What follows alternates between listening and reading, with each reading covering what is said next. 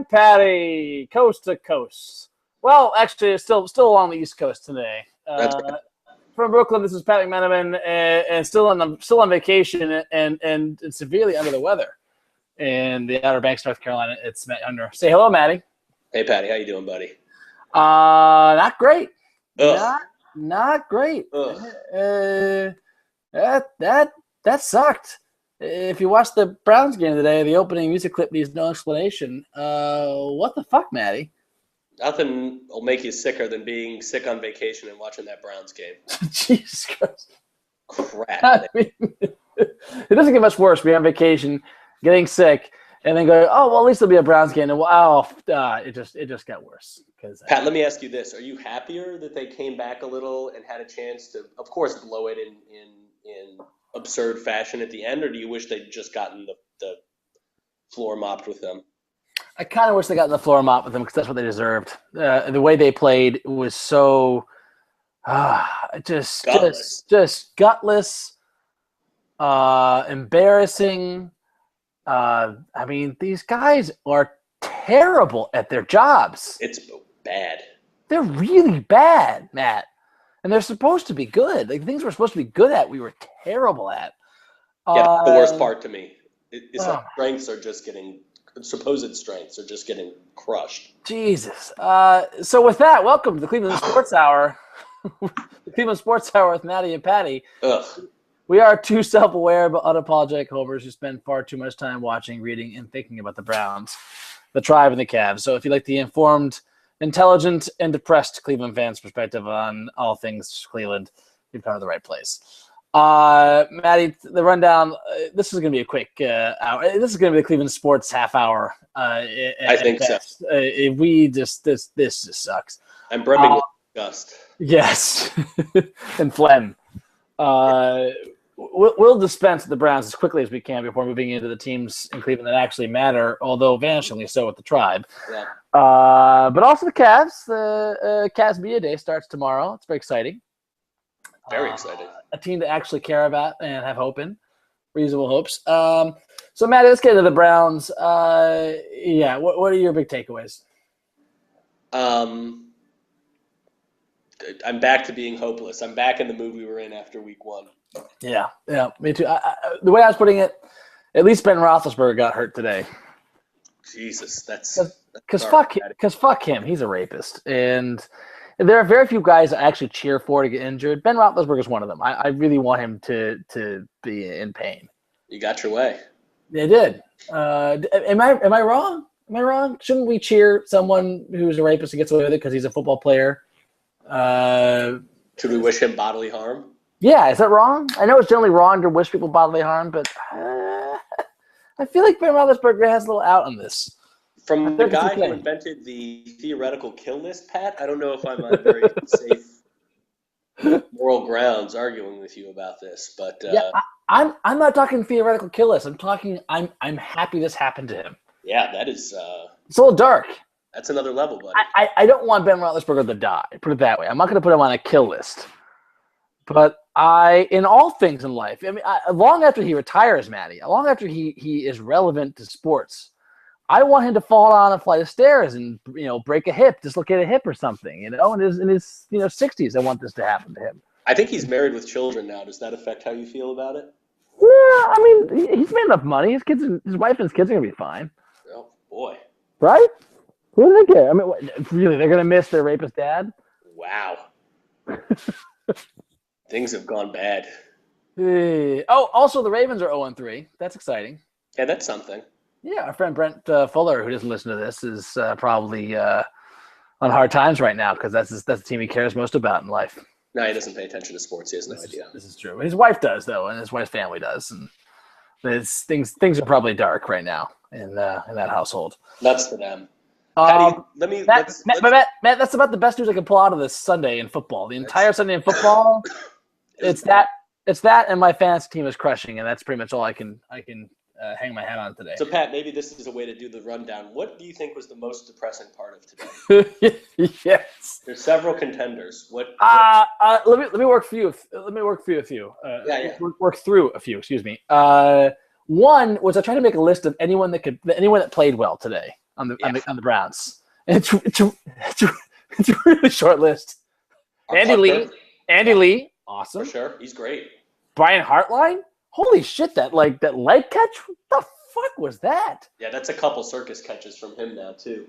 Hartline was just great in this game. And how pumped he got up after he made that catch. He's like, Oh, yeah, that was a fucking catch, no doubt about it. Get the fuck pumped up, Cleveland. And I didn't give a shit at this point when that was happening. And I was like, oh, Brian Hartline got me into this game.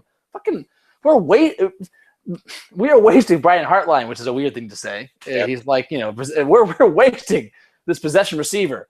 Other than that, Rabbit and then not Rabbit. How about Barnage? Is that how we're saying? Oh, Barnage. Yeah, Barnage. Barnage is fucking great. He's that guy that was just there. Yep. He had over 100 yards receiving and a touchdown today. Yeah, that was one of those guys just the right place at the right time. No offense to Gary Barnage. He's Gary Barnage. He's not, no one's got a game plan around him. They don't have to. That's just how bad the Raiders are. Let me ask you this, Patty. What about Mr. McCown? Did he play? Yeah, for most of the fourth quarter, he was great until he underthrew what would have been the 98-yard game-tying touchdown to Rabbit. I mean, he was wide open. He didn't have to underthrow it by that much. He could have underthrown it by 5 yards. He underthrew it by 15 yards. That was almost a vintage Brian Hoyer toss. Yeah, that was a tough one. That was terrible. And the tough thing is, like most time he's throwing deep, he was throwing ropes and throwing really good. I don't know what happened on that one. He wasn't rushed on that one. He could have hit him in stride. He blew it. Yeah. He had a lot of bad, just really bad throws today. But he had a lot of good ones too. And got away with the bad ones. A ton. Till the end. Maybe he's rusty. I don't know. It was not good. It was not good at all. We'll get more on him later. But seriously, that's two people I've named. Three. Gary Barnage. Three unabashedly good games. Anyone who played three guys on the entire fucking team of 22 starters. The kicker had a fine game. I'm not even talking about special teams. Who else had a good game? The kicker. Yeah, I guess he did. He was fine. He hit everything he kicked. Yeah, we're going to talk like that. The long snapper did fine. He didn't fuck up. The long snapper did well, so that's good. So we got 5 guys now. That's accurate. The coverage team, I feel like we didn't give him any big punt returns, did we? No, we had a nice kick return from Travis Benjamin that's called back on a block in the back, which I thought was bullshit. I saw the block in the back, and that guy pulled his hands up, and it was just momentum. It was a bad call, I thought. They are really tight on those. They don't know how to call those. I appreciate it's tough, but I'm sure Grant's going to tell us we're idiots, and that was a clear, obvious foul call. But to me, I thought that he backed off it enough. I think that's it. We got about five guys that we've named. And that's really being loose with it. I mean, Jesus. That's the most depressing part. To me, the second. That's the first item to consider. Okay. Put it that way. First item to consider. Okay. Second item to consider for the most embarrassing, most gut wrenching. What was the phrasing you gave me? Disgusting. Disgusting. The line of scrimmage embarrassment is what I would name next. We are supposed to have, generously, right? At worst, Matty, we're supposed to have an above-average offensive line. Oh yeah. We have a future Hall of Famer, and Joe Thomas, my hero, my personal hero. Joel Bitonio, second-round pick, supposed to be very, very good. Alex Mack, Pro Bowler, very, very good. John Greco beat out a first-round draft pick for the other guard spot. Mitchell Schwartz, who's a guy, second-round draft pick. Second-round pick. If anyone was the weak spot, it was sort of Mitchell Schwartz, right? Yes, I think Khalil Mack was eating them for breakfast all day, wasn't he? He did. The game proved what a weak link he was. It is. Although, Joe Thomas in that article said that Khalil Mack, I think it was in that article, said that Khalil Mack was the best defender he's ever seen in his career. That's true. And we really wanted to get defensive player he's ever seen in his career. And Joe Thomas does not seem prone to exaggeration. No, he's not. He's one of those salt of the earth guys. Yeah, exactly. But anyway, so yeah, the offensive line was just embarrassed today. Completely. Grant, our buddy Uncle Granty, was pointing out to us because we were texting him throughout the games. It was funny. Our friends were very quiet on the texting front. So I sent a text to you and Grant because I wanted a rule check on that weird pass interference call. I forget who it was, but it was pass interference at a 5-yard out. I was like, can you have that? Is that really offensive pass interference? But I was like, if anything, pushing off as an offensive player, a guy who's jamming you at the line of scrimmage, it was a really weird bad call. But anyway, we ended up just chatting with Grant all game. He pointed out to us, Matty, we had 39 yards rushing the entire game. Ooh. On 14 carries. Ooh. That's not carries. Well, but Matt, you understand, if you were listening to the game, I mean, you'd see how great this front seven is for the Raiders. I mean, Matty, I don't think you understand. Yeah. I mean, this Raiders D only gave up 109 yards on 25 carries to the Ravens and 127 yards on 31 carries to the Bengals. I mean, these guys are, shut down line. Just don't ever give up 100-yard games to the team. Yeah.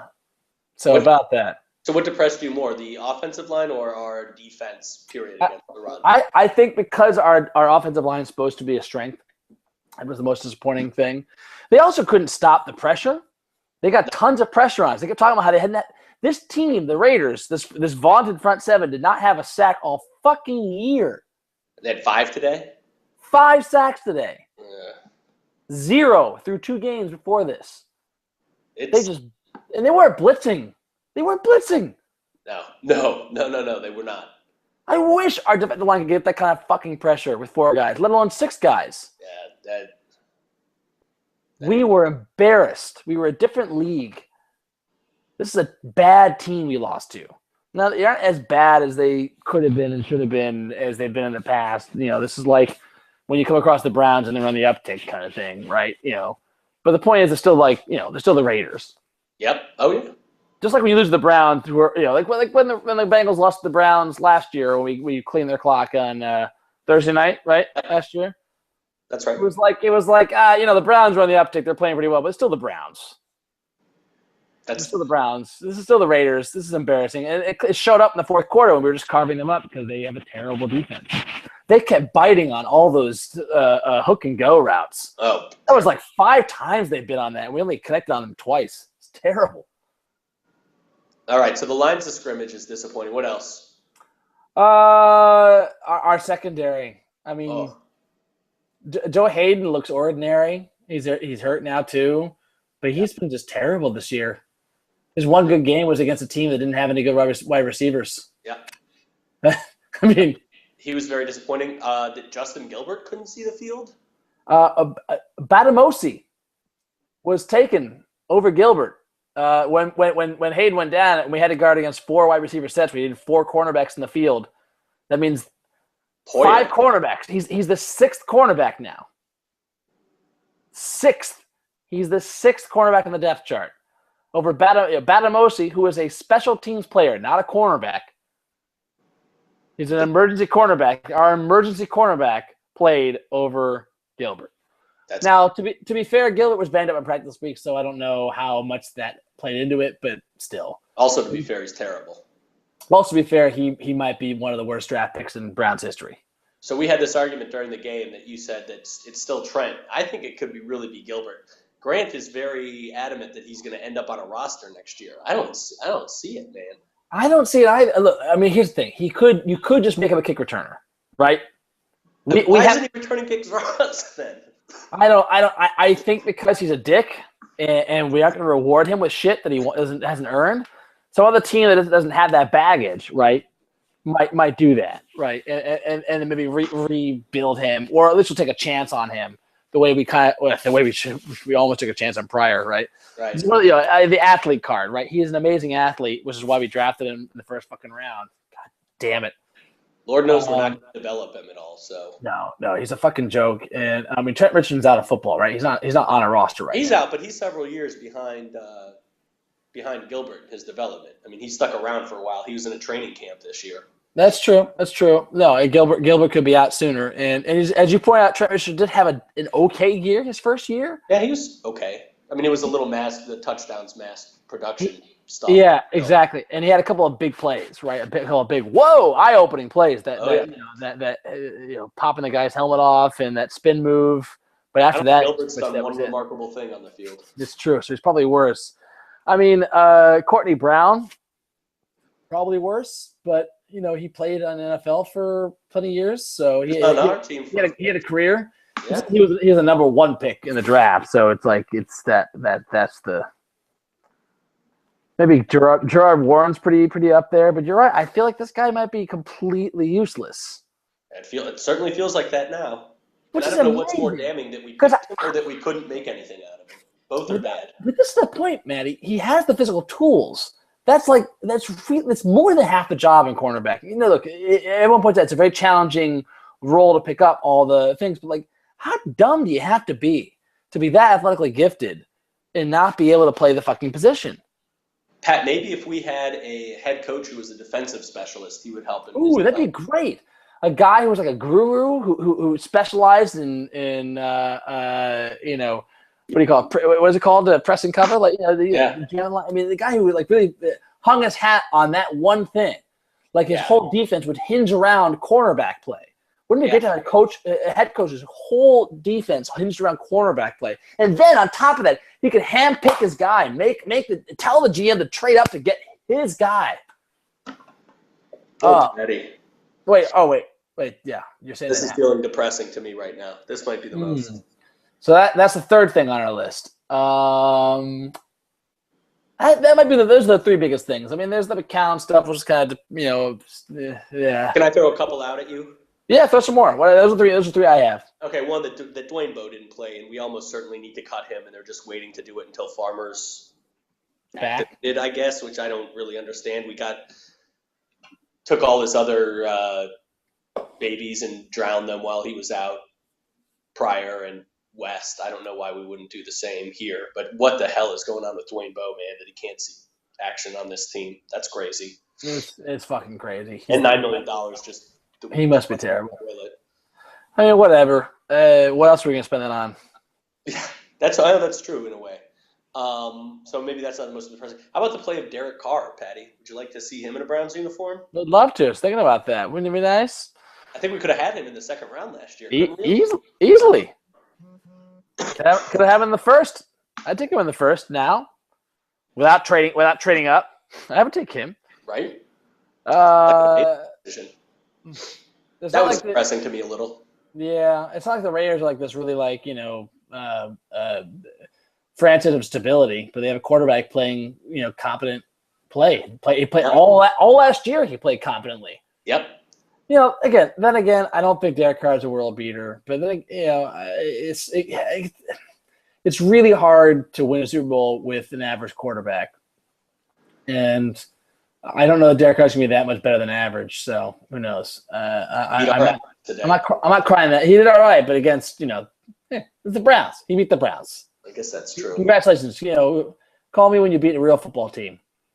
I'm going to vote for our defensive back situation being the most depressing, Pat. That's my vote for the week.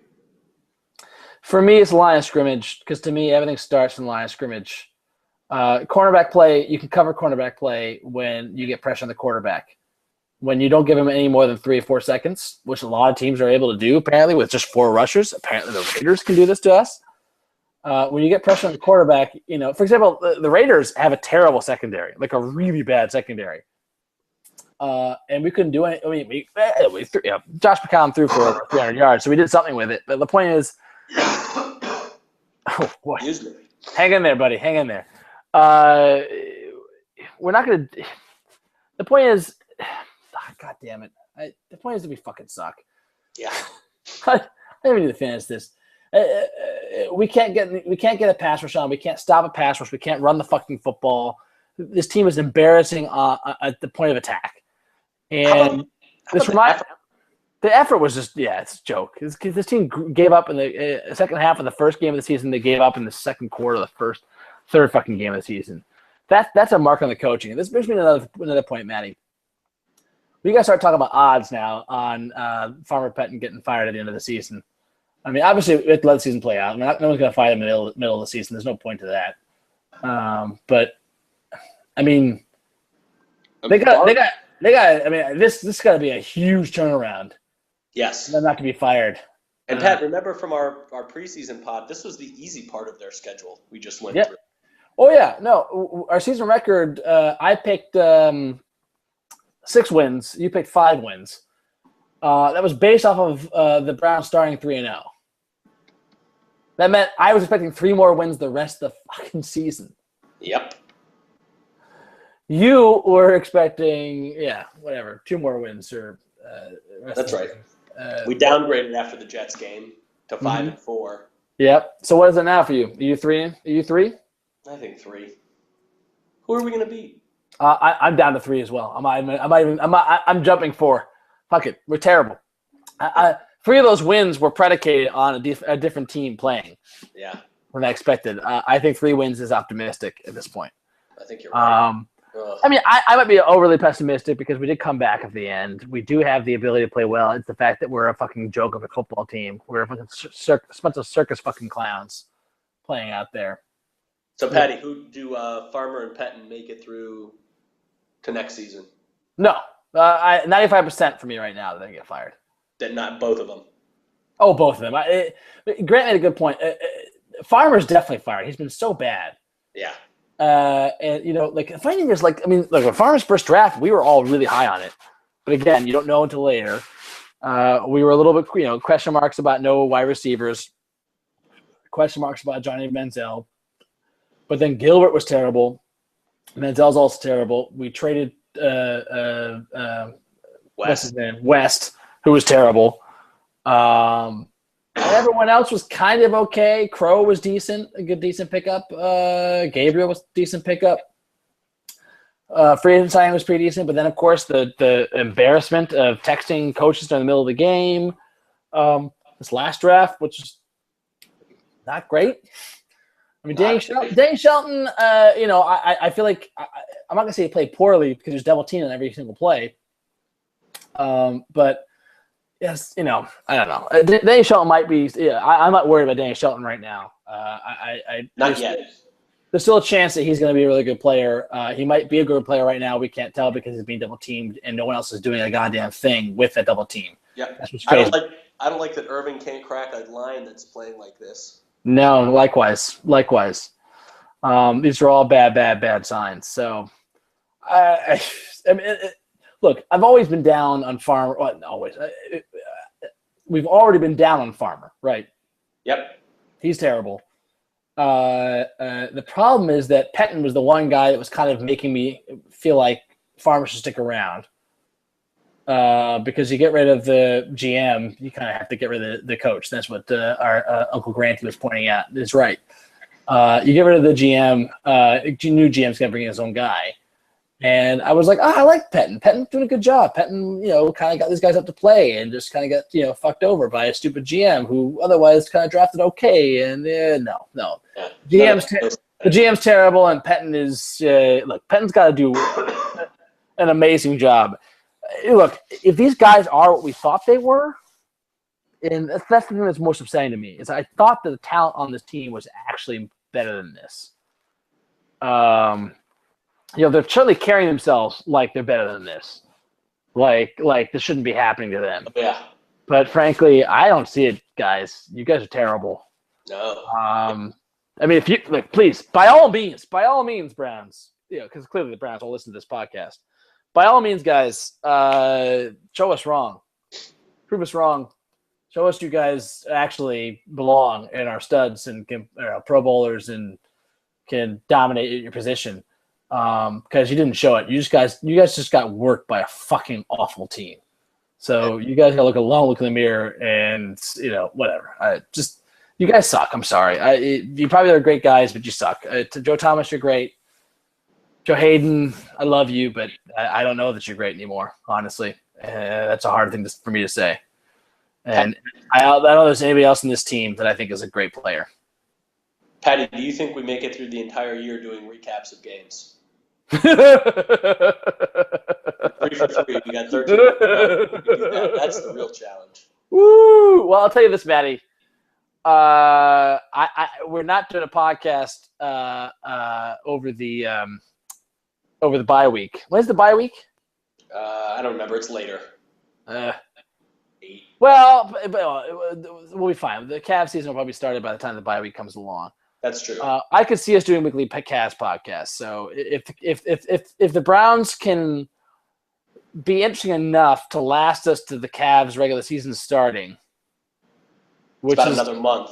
Oof, 4 more weeks of this, Matty. There's going to be bad weeks too. There might be a week gap unless the Indians make the playoffs miraculously, as we'll talk about in a second. You know, I think our next 3 are on the road, and I believe, Pat, it's San Diego next week.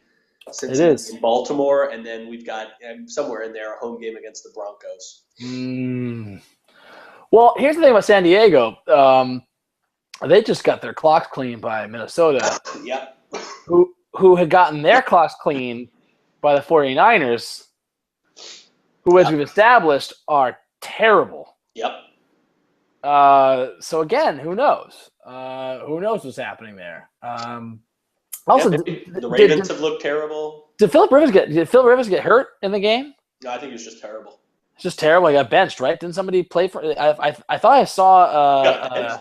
I missed it then. I thought I saw who was that guy for the Jets a while back? I can't remember his name. I don't know.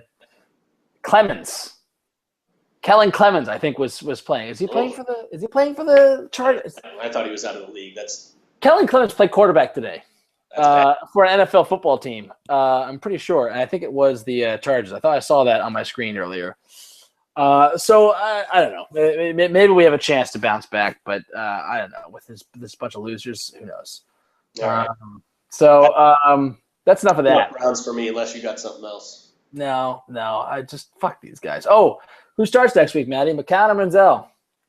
He's going to go with McCown. Clearly, I think.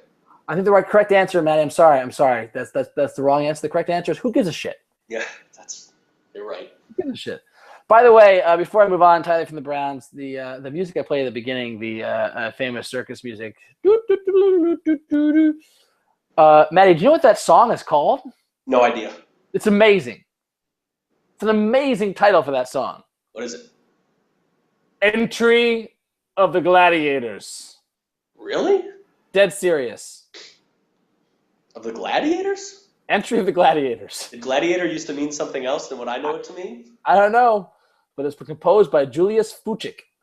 Well, I like it. It's pretty amazing. I discovered this because I was looking up the music for it, and I was looking up circus music, and eventually I kept coming across Entry of the Gladiators again and again.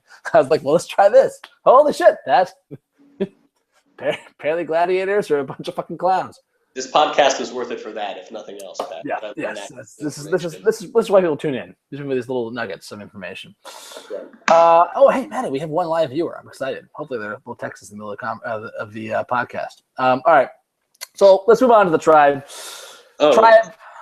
There were 500. Depressing stuff. There more depressing stuff. Out of the frying pan into the fire. The Tribe are at 500 again. For a brief flickering moment, Matty, we finally, after being at 500 for 6 times in the past 2 weeks, we got over the hump, and we're a game over 500 earlier today. Yep. Just today, we were over 500, having won 3 straight games. Yeah. Yep. And we were 3 games back of the wild card, and then we got 1 hit today. Oh. So we've fallen back to 500 again for the 7th time in 2 weeks. We're 4 games back on the wild card with 8 games to play. Matty, it is not looking good. No, I mean, we always knew our chances were faint. I guess that's most disappointing to me is we never really took advantage. You know, we talked about this last time. We played about 500 ball over the last. We really have been playing 500 ball for like weeks, and frankly, the Astros have been tanking. Oh yeah. Totally of season. The fact that we're still 3 to 4 games out is crazy. Yeah, the American playing like outside this. Of the Blue Jays and the Royals is pretty sorry.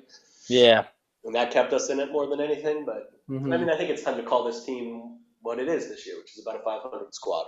Yeah. The magic elimination number you discovered is 4. So Right. a combination of 4 Indians losses, 4 Astros wins. So basically, from here on out, we need to win every single game. 8-0.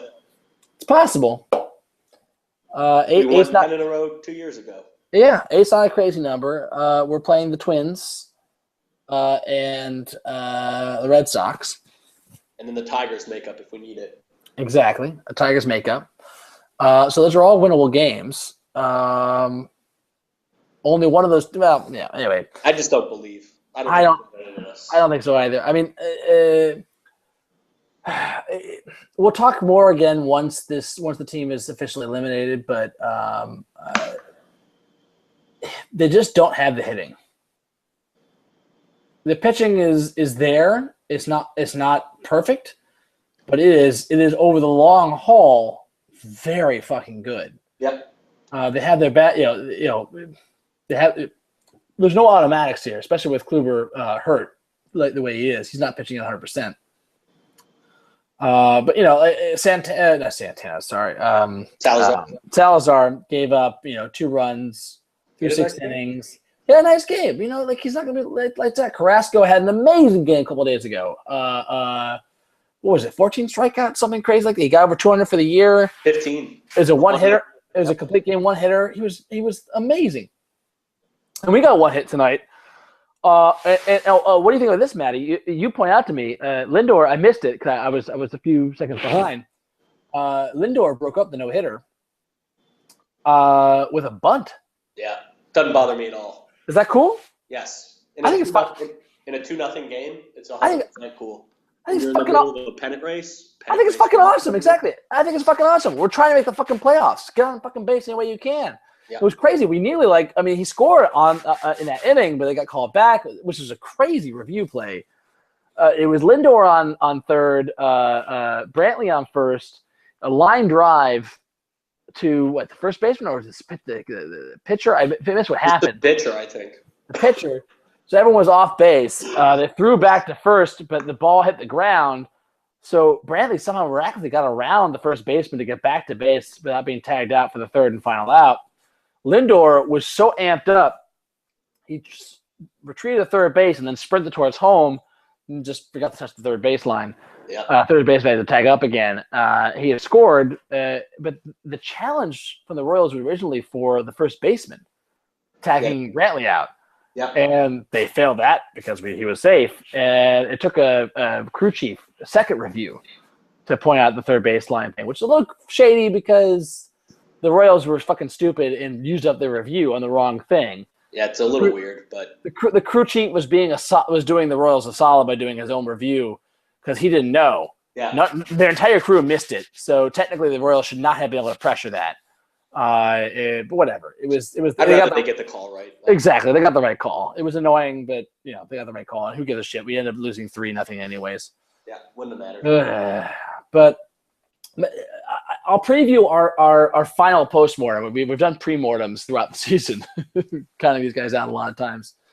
My big concern, I was reading some articles with Paul Hoynesy, and apparently the Indians have made very clear they're going to be non-existent in the free agent market this offseason. Yep, that's what I've seen too.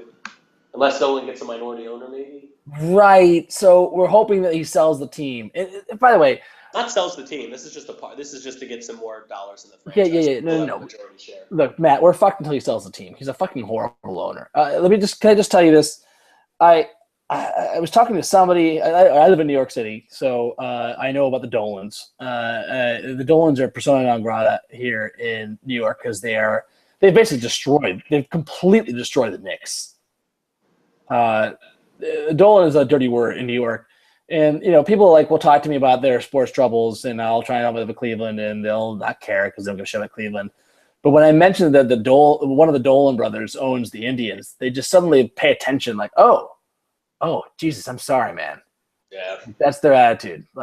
That's how fucking bad these guys are. They need to fucking leave. Anyway.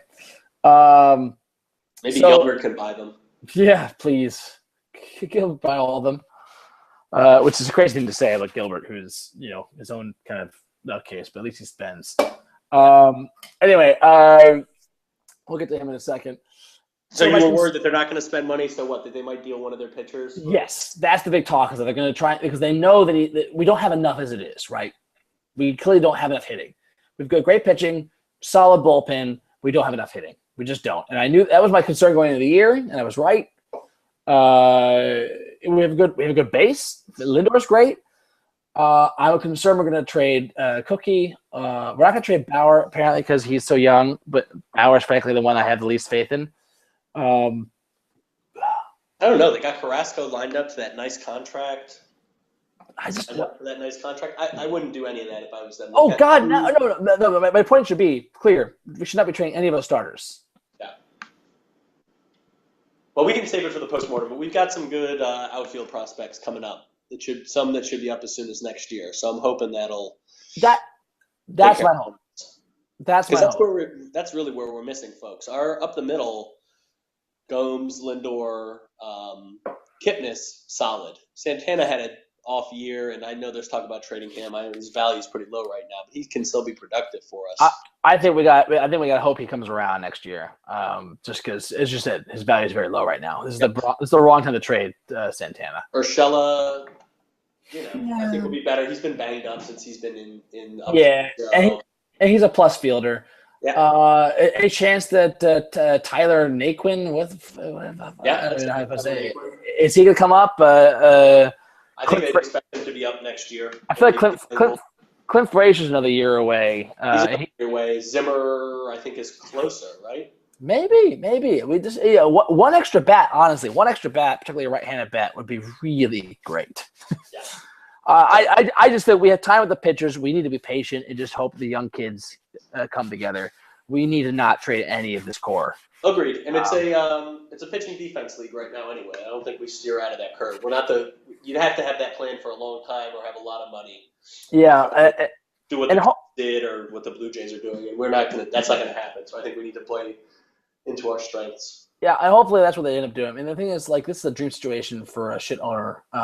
Is where the best move is to not make any moves in the offseason. Yeah, that's what we're pleading with you guys to do. Just do nothing. I know we're not going to be good enough next year to do something, but who knows what's going to happen? Let's keep this intact and not fuck it up. Because eventually, when you have money for a big offseason splash or a big midseason trade, we can make it. Let's just play this out. Agreed. Alrighty. So let's move on to the Cavs. Unless you have anything else to say about the Tribe. Nah, that's enough. That's enough. So in TT news, he's still not signed. Nope. But there was this wild Chris Broussard report, not surprising, that Tristan Thompson was about to sign a 3-year, $53 million deal. Weird.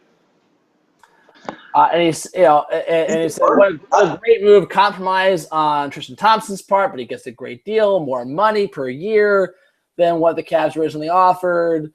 Shorter contract, sure, but it's a good compromise, blah, blah, blah. And then within minutes, he has to backtrack it in typical Broussard fashion. So there's two things here. One, what the fuck is going on? One, why would 3 years for $53 million be a compromise? That's more money for less years. Why would the Cavs ever be into that? Yeah. That's worse than a max from the Cavs' perspective. One, it's all coming clearly from Paul's camp, Tristan Thompson's camp. So they clearly fed this to Chris Broussard the way he reported on it, and clearly didn't even ask the Cavs for comment, which was just, again, embarrassing. This is the second part. What the fuck's up with Broussard? Yeah, man. He's just... This happens to him, doesn't it? All the time. Embarrassing. He had to apologize to the Mavs owner, Mark Cuban. Oh, yeah, that's right, for the driving around.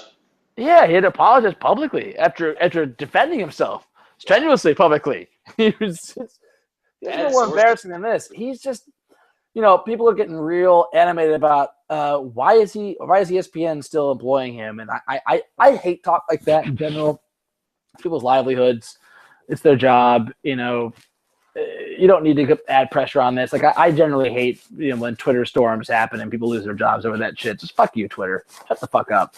This guy's job. Look, he might need to be fired, and if I was his boss, I'd probably fire him, or just let his contract expire. Because even his I kind of enjoy some of his analytical stuff, but it's just can't be like that. Yeah, he's just not good enough. He's not this. He's in over his head. I feel like, I like him because he's got the Cavs Cleveland background. That's I have a soft spot for him as a Cleveland guy. But sure. There's tons of guys who are huge Cleveland fans who are better writers, better reporters, and have no pedigree like that. Yeah. So I just. So Patty, let me ask you this: it's media day tomorrow. Yes. I think the deadline for qualifying offer is October 1st. That's Thursday. Mm-hmm. Last time we talked, you committed to buying a Tristan Thompson jersey if he accepts the qualifying offer. Yep. How are you feeling? It's 50-50 now. If I'm going to buy a Tristan jersey or what was I going to buy? A Mozgov jersey? Is that what I think that's right.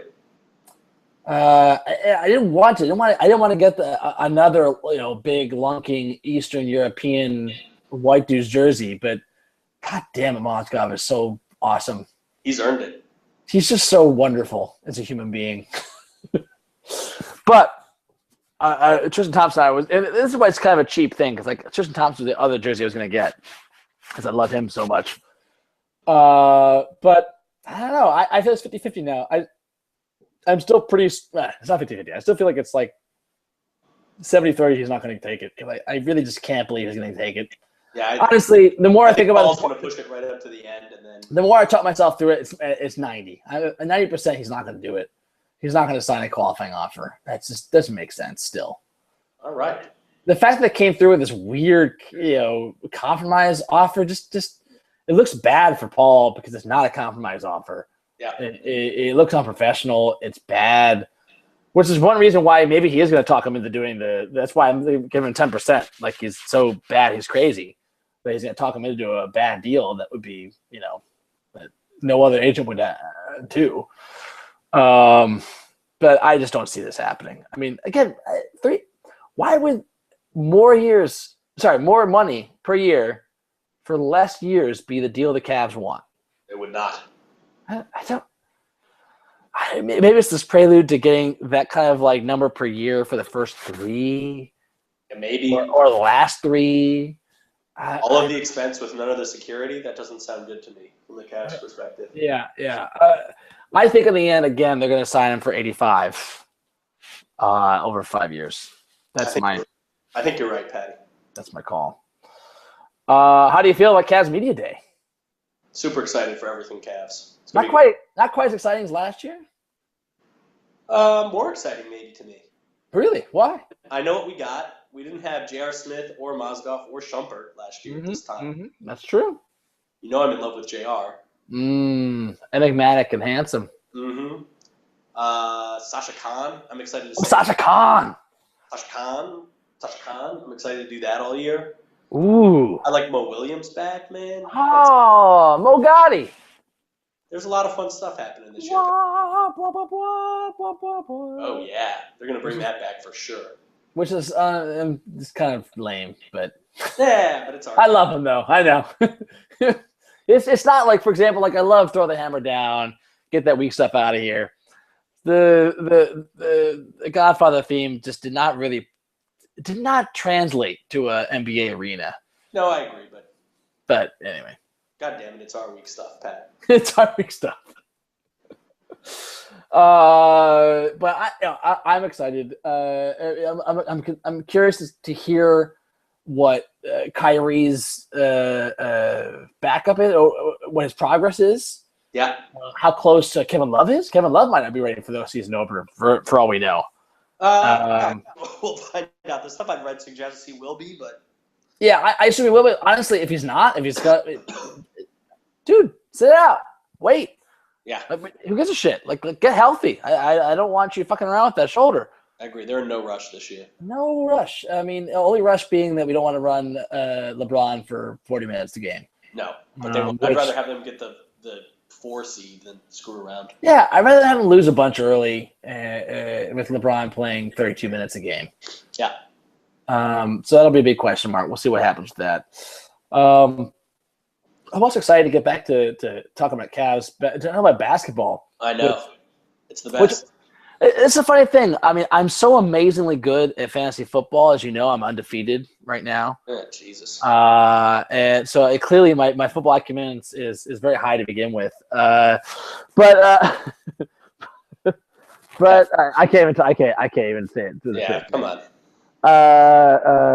But no, I am undefeated so far. So clearly, clearly fantasy football is all about football acumen, which is why Greg Kinney knows nothing. Sure. But no, Sorry. Yes, you should be sorry. Just coughing up a lung here. That's just disgusting, and no one wants to hear that, Matt. Come on. I know. So the Browns are my favorite team. I follow football very closely. The more I follow Browns football very closely, I care most about Browns football. But I feel like I understand basketball better than I do football. I feel like I get more of the strategies, and I get more out of the game. Whereas I have more questions when I'm watching Browns games. I don't know what that. Maybe it's just the fact that I was thinking about this the other day about like how you grow as a fan based upon how good your teams are at the time, right? Oh, for sure. Because what I would have learned about it was after they came back, mm-hmm. and they've been terrible since then. I've no desire to watch this team. Well, that's the thing is like my heart is with the Browns because I grew up on them. That was the team that I first started caring about because the Cavs were kind of okay, but kind of good. The Browns, the ones who were about to win a championship, and that was the team I cared most about to begin with. The Cavs were close second because I also went to a lot of games as a kid. I saw the shot, obviously, as a kid at the Richmond Coliseum. I saw a lot of great games there. So I was obviously very big into the Cavs as well. The Indians I didn't get into until like mid-90s, and I cared about them because they were the only team that was worth caring about at the time. Yep. And it hurt bad when they lost 95-97. But by the time the Browns came back, they were terrible. The Cavs got good around 03, 04, 05, 06, 07, and that's when I feel like I was more of an adult. Question mark. I can't say the word adult about myself without a question mark. I don't feel like one, even though I have two kids, children. Two children. Nope. I don't know what you just said because I was thinking about Batman, Matt. Yeah. I was not paying attention. I was just daydreaming. So it's weird. I feel like no. I hear your point. I think that retarded my football knowledge. Mm-hmm. Is the Browns being so bad? If the Browns, because I know how it is when the Cavs are good. I'm reading so much about basketball all the time. So listening to stuff constantly, and I just have not had that. It's hard after a game like this. Honestly, for me, I just have to turn it off. I don't even really like watching the highlights of other. If it wasn't for fantasy, I wouldn't pay any attention at all. And even then, for fantasy, I can just follow my team. Exactly. Well, that's it. I follow my team on fantasy because it's the only good thing going on. Usually, if it's going well, if it's going badly, then I just turn everything off. But it's like, oh, my Sunday's ruined. What should I do to make the Sunday even worse? You know what? I'm gonna read more about the Browns. That would be great. I'm just gonna really make sure it sinks in. The suckiness just sinks in and just punches me right in the nuts. That's what I really want to do. Sometimes with the Cavs, I don't do that during the season, but in the playoffs, the Cavs, I still read about them even when they lose because I want to build myself up, figure out what went wrong and what we can do next time. It's just it's different. It's a different kind of metaphysical experience. But yeah, it's like I think I've read so much more about the Cavs over the last 10 years, and not like I'm playing basketball or football to be able to understand how it works. But I also feel like I don't know. It's a weird thing that the fact the Cavs have become something that I feel like I understand better than basketball as opposed to football. But it's a better game if that makes you feel any better. Yeah, it certainly is from a moral standpoint. But that's Anyway, that's all I got, Matty. I'm just depressed. It just sucks. Sorry, Sunday.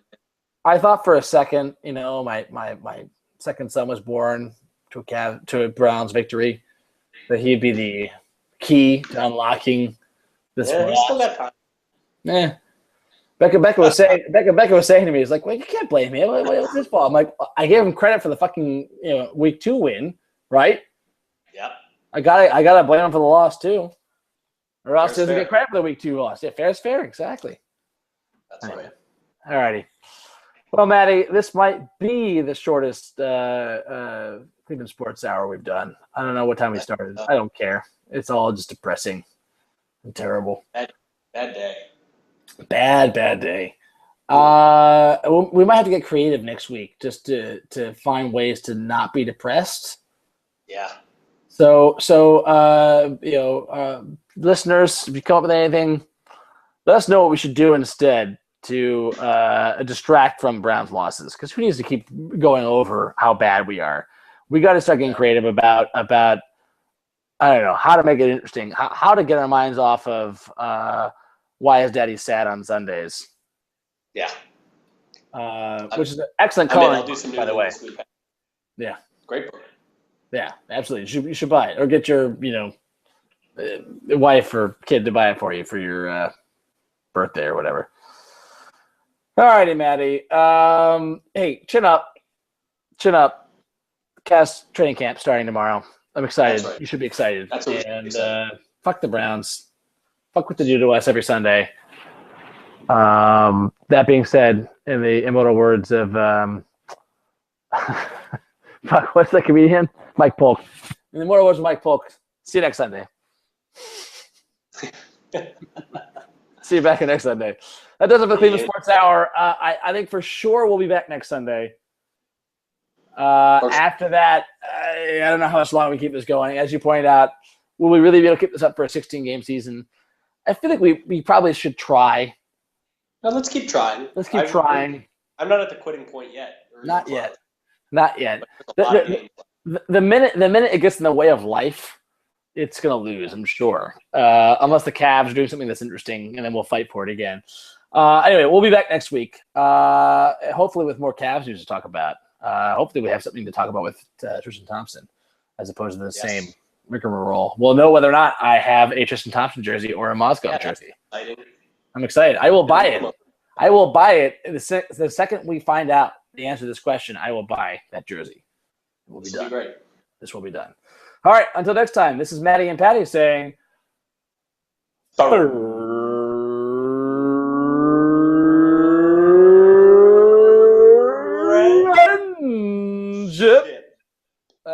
Not bad, buddy. All right. See you later. Take care.